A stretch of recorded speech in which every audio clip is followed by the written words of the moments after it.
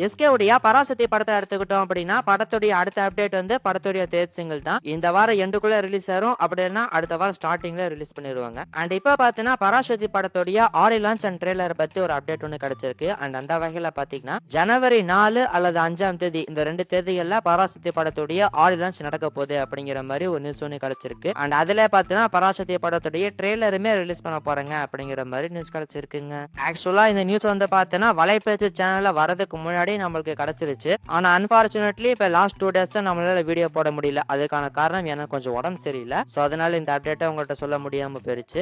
சரி அதை விடுங்க. அடுத்து பராசக்தி படத்துடைய கிளைமேக்ஸ் பத்தி ஒரு அப்டேட் ஒன்று கிடைச்சிருக்குங்க. அதாவது இப்ப இந்த அமரன் படத்துல எஸ்கே வந்து பாத்தீங்கன்னா கிளைமேக்ஸ்ல இறந்து போற மாதிரி சீன் இருக்கும் இல்லையா? சோ அந்த சீன் தான் வந்து படத்தையே தூக்கி நிப்பாட்டுச்சு. பயங்கரமான சீன் இது. பாக்குற எல்லா ஆடியன்ஸுமே அழுக வச்சுச்சு இல்லையா? அண்ட் அதே மாதிரி சேம் கிளைமேக்ஸ் தான் இந்த பராசக்தி படத்துலயுமே இருக்க போகுது அப்படிங்கிற மாதிரி நியூஸ் கிடைச்சிருக்கு.